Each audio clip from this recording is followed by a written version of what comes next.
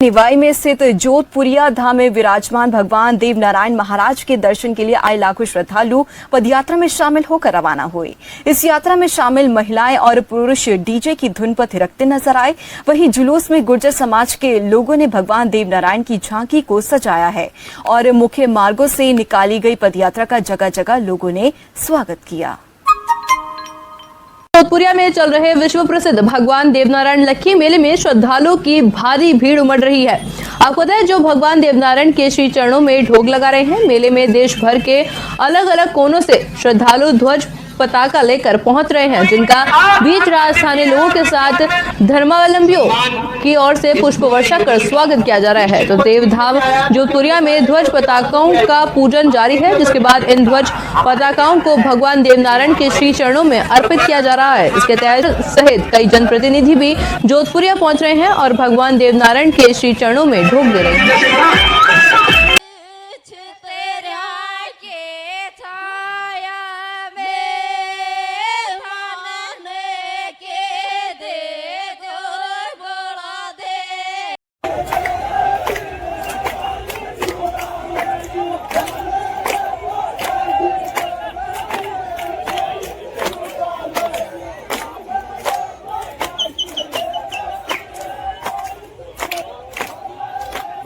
Trust के पूर्व अध्यक्ष सम्मानीय हमारे स्वर्गीय जी भोपा जी, आप भी आ जाओ सर, इसी में आ जाओ भाई। ये वो मीडिया के चौथा स्तंभ है जिसका अपने आप में बहुत बड़ा अपने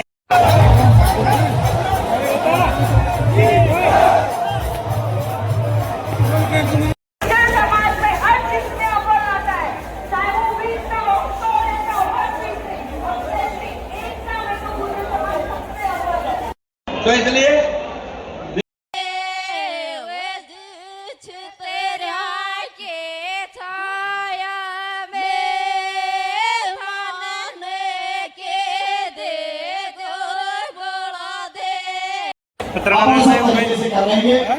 अब एक निवेदन है कि थोड़ी सी मंच की व्यवस्था। आइए, ये सब सामाजिक समरसता का एक बहुत बड़ा संगम है। भगवान श्री देव नारायण का लीला धाम है जो त्रिवेणी संगम पर पेड़ और लगा दिया। मैंने कह रहा लांगड़ी तुझे प्रधान बना दूं, बोला बना दे। अब जब प्रधान की गुंजन साहब इसको बनाया तो वीडियो लेडी थी, वो वीडियो आई मेरे पास, कह रही सर मैं आपसे कुछ कहना चाहती हूँ। क्या? कह रही सर मुझे डर लग रहा है। मैं क्यों? बोलो प्रधान जी कह रहे शाम को कुछ हो और सुबह कुछ हो। मैं कहा चिंता मत करो, मैं बैठा हूँ। मैंने वीडियो अधिकारी नहीं गए, कह रहा शाम की, मतलब शाम की शाम को रही, तुम्हें सुबह ही तो मिलना है, शाम को मिलना ही नहीं है तो सुबह मिलना। ऐसे हमारे जिनके आगे लेकर चलते हुए वो दिल्ली में पहली बार एक समाज का इतना बड़ा आदमी आज तक इकट्ठा नहीं हुआ जितना गुर्जर समाज इकट्ठा हुआ। साथियों,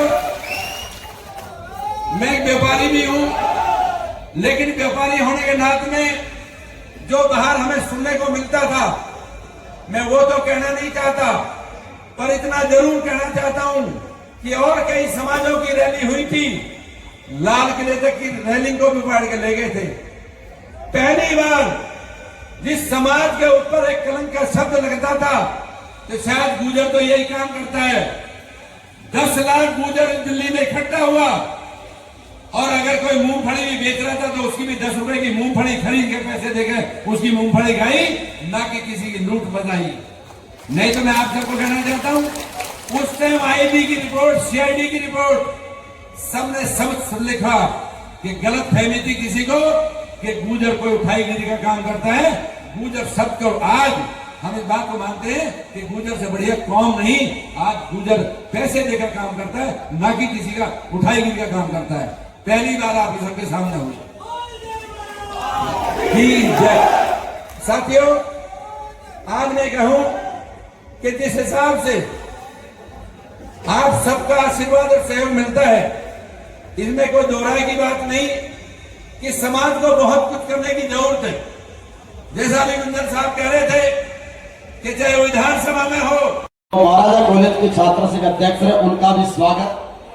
मैं संदीप का बहुत बहुत स्वागत। अभी थोड़ी देर बाद हमारे रामोतार जी जौनपुरे जी की विशेष फरमाइश आप पर देखो, एक बात सुनो, आप ध्यान से सुनो भाषण, सारे फेल हो एक तरफ। माननीय रामोदार जी लगड़ी साहब,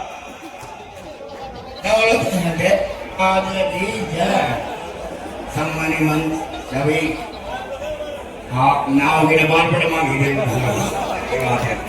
सम्मानी मंच कर लिया और कारणियों से छाओ और छाया रो दिया दो पटका रो और 11 लाख रुपए और अपना कोटल देवमाना के कने में लगाओ। एमपी साहब को कोटल मान लो, माओ काट लो या कोई मान लो, ये दे रहे 11 लाख और बोल नहीं पाएंगे।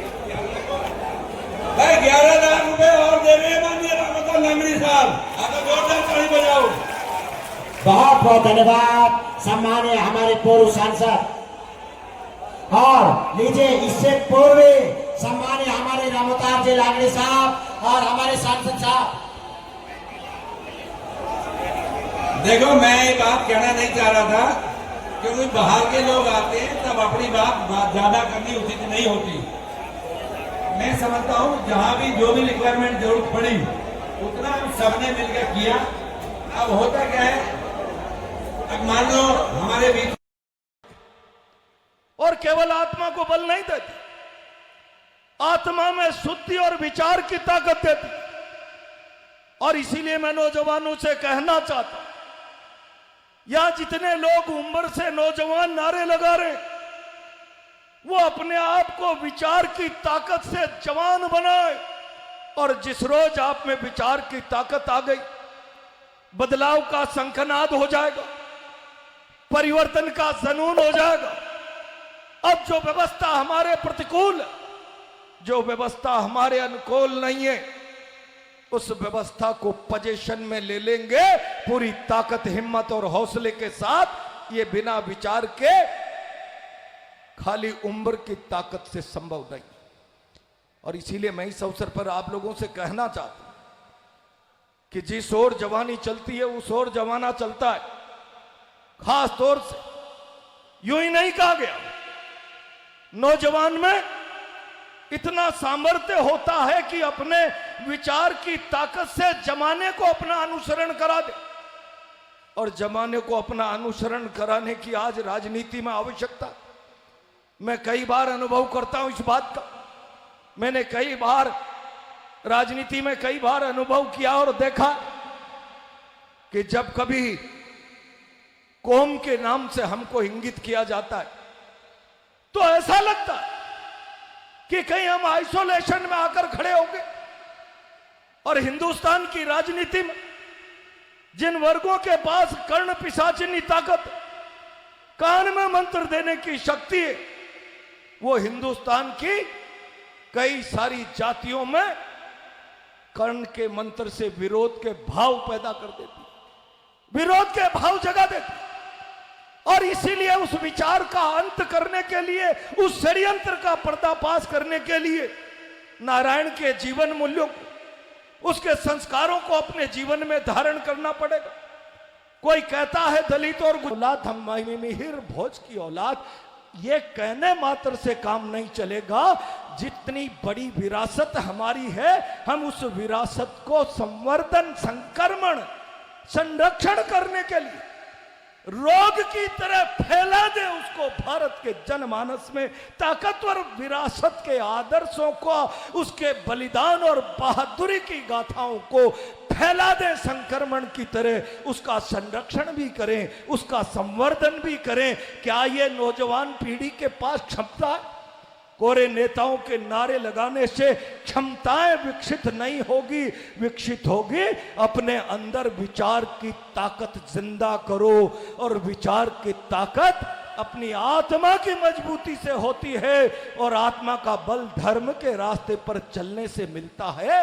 वो रास्ता जोधपुरिया धाम का है। और इसीलिए इस रास्ते को मजबूत बनाओ और अपने अंदर शिक्षा का संचार करके एक विचार की क्रांति पैदा करो। उन साहब को तो मैं कहता हूं, बेचारे को बेदम को बेदम बना दिया, बेदम। मैं उनको प्यार से कहता हूं, मैं सार्वजनिक रूप से बेदम कहूंगा तो आपका अपमान होगा, पुराने मित्र हो, अंग्रेजी में समझ लें बेडम और बेदम एक ही है, दोनों की परिभाषा। वो भी हंसते हैं, मैं भी हंसता हूं, लेकिन ये मजाक जवार बेडम की नहीं है। इतने बड़े राजस्थान और हिंदुस्तान के इस समाज का मजाक है, इसकी उपेक्षा है, और इस उपेक्षा के खिलाफ विचार की ज्वाला जलनी चाहिए, विचार की ज्वाला जलनी चाहिए। और जिसके पास विचार की आग नहीं है, धधकती आग नहीं है, नारे लगाते रहो, भाई देखो देखो कौन आया, हाड़ौती का शेर आया। मैं कहता हूं मत लगाओ नारे, इंसान बन जाओ, विचारवान बन जाओ। इंसान विचारवान शेरों को पकड़ के ट्रैंकुलाइज करके पिंजड़े में डाल देता है।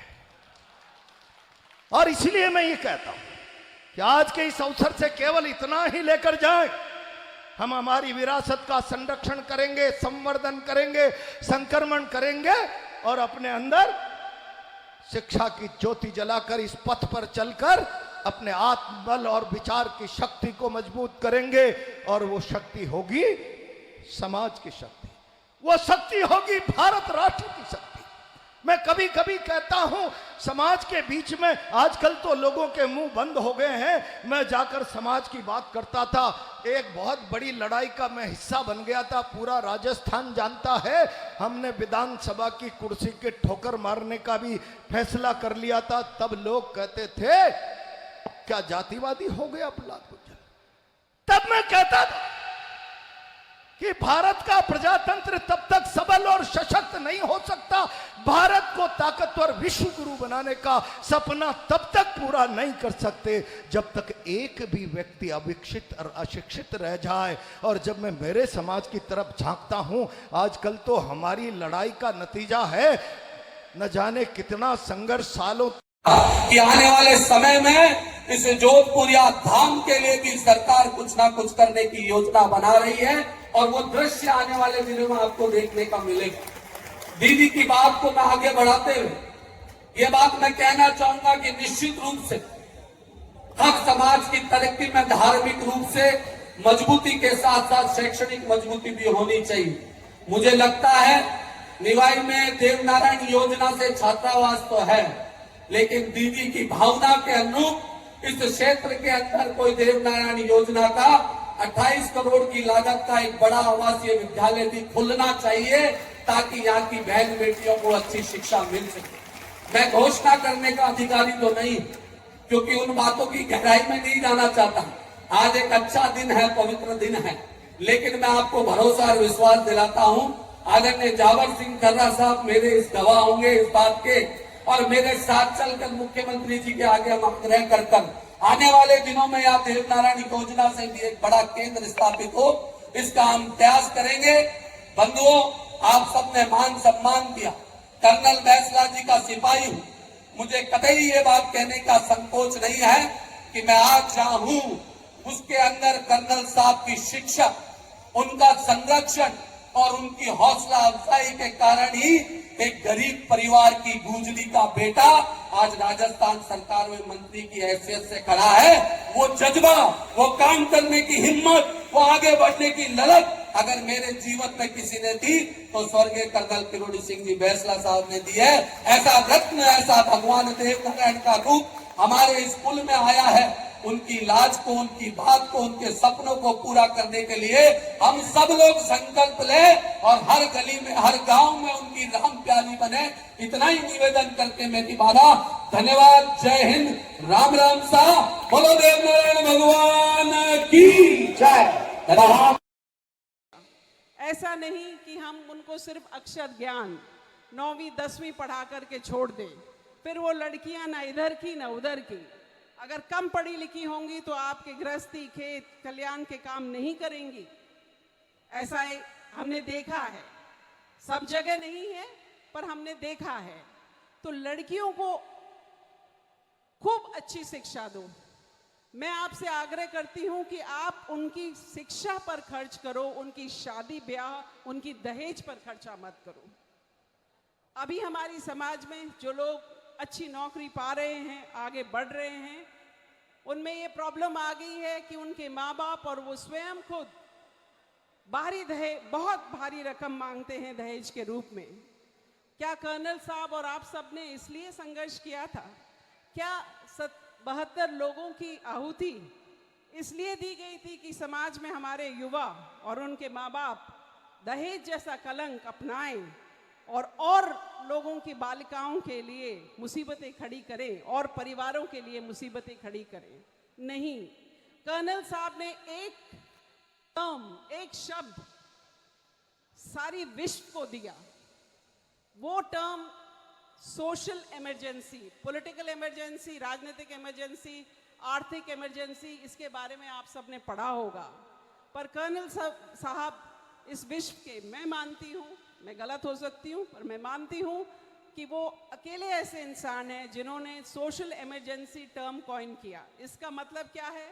इसका मतलब है कि समाज स्वयं अपने ऊपर अंकुश लगाए। हमें आज किस चीज की जरूरत है? हमें अच्छी शिक्षा की जरूरत है, हमें कर्ज मुक्त होने की जरूरत है, हमें फिजूल खर्चों से बढ़ने की जरूरत। राज्य मंत्री जवाहर सिंह जी बेडम साहब और स्थानीय विधायक रामसाई जी वर्मा जी थोड़ी देर में इसी मंच पर पहुंचेंगे। हाल ही में जो हमारे खास सभी मेहमान जो मंच पर आकर के अपना आशीर्वाद, अपना उद्बोधन देकर के हमें अनुग्रहित करके जो गए हैं, आप सभी मेहमानों का पुणे से इसी ट्रस्ट कमेटी की ओर से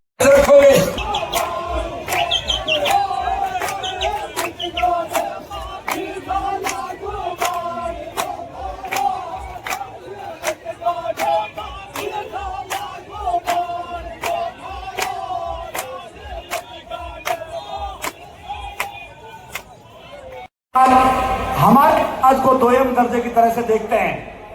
हमें हमेशा इस तरह से लगता है कि ये बात तो कर रहा है लेकिन हमारे नाम के आगे दामोदर गुर्जर लगा हुआ है, तो ऐसा समझता है गांव का आदमी होगा, ये कम पढ़ा लिखा आदमी होगा, इसके पास क्या है क्या नहीं है, ये चीज पे वो जरूर सोचता है। तो हमें उन समाजों से चुनौती लेनी है मित्रों। हमें ये दिखाना है कि ये समाज जो लगभग 2000 साल पहले से जो समाज चाहे मिहिर भोज के रूप में हो, गुर्जर प्रत्यारों के रूप में हो, जिस भी तरह से ये समाज आगे बढ़ता रहा है, जिस तरह से समाज ने राज किया है, जिस तरह से हमारे राजा महाराजा हुए हैं, और अभी भी जिसको भी मौका मिलता है वो हमारे समाज का बच्चा अगर उसको लाइन पकड़ाई जाती है। कैलाश गुर्जर फिलहाल मौजूद हूँ राजस्थान के टोंक जिले के देवधाम जोधपुर में, जहाँ भगवान देवनारायण जी के पावन धाम पर 3 दिवसीय लक्की मेले का आयोजन हो रहा है। ये मेला भगवान विष्णु के अवतारी देवनारायण भगवान का टोंक जिले से स्थित निवाई के देवधाम जोधपुर गांव में पड़ता है। यहाँ पर लाखों की संख्या में देश विदेश से श्रद्धालु पहुंचते हैं। देश के कोने कोने से उत्तर प्रदेश, मध्य प्रदेश, दिल्ली, हरियाणा, पंजाब, महाराष्ट्र, गुजरात, उत्तर प्रदेश और अन्य कई राज्यों से लाखों संख्या में श्रद्धालु पहुंच रहे हैं। साथ ही राजस्थान के जयपुर, अजमेर, भीलवाड़ा, अलवर, सवाई माधोपुर, कोटा, भरतपुर, नागौर, सीकर, चूरू, टोंक जैसे लगभग सभी जिलों से आस्था का जनसैलाब उमड़ रहा है। केवल देश ही नहीं बल्कि विदेशों से दुबई सहित अमेरिका, यूरोप से भी बड़ी संख्या में श्रद्धालु प्रवासी भारतीय यहाँ पहुंच रहे हैं, भगवान देवनारायण जी के चरणों में मत्था टेक रहे हैं। इस मेले में समाज के प्रमुख नेता, विधायक, सांसद, मंत्री, जनप्रतिनिधि, समाज सेवी, अभिनेता, पत्रकार और भामाशाह भी शामिल हो रहे हैं। पहले दिन दहेज पूजा और 1000 प्रतिभा से अधिक छात्रों को यहाँ पर सम्मानित किया गया। दूसरे दिन भामाशाह अभिनंदन और सांस्कृतिक कार्यक्रम श्रद्धालुओं ने निष्कर किया। श्रद्धालुओं के लिए छाछ राबड़ी, सेवा, प्रसादी, भंडारे विशेष व्यवस्था रही। वही प्रशासन ने सुरक्षा कड़े इंतजाम किए। 600 से अधिक पुलिस के जवान, SDRF की टीमें, CCTV कैमरे लगाकर निगरानी जारी की है। देवधाम जोधपुर का ये लक्की मेला अब केवल धार्मिक आयोजन नहीं बल्कि राष्ट्रीय और अंतर्राष्ट्रीय स्तर पर समाज की आस्था, एकता और संस्कृति का दिव्य प्रतीक बनाया हुआ है। कैमरामैन मनराज फागना के साथ मैं पत्रकार कैलाश।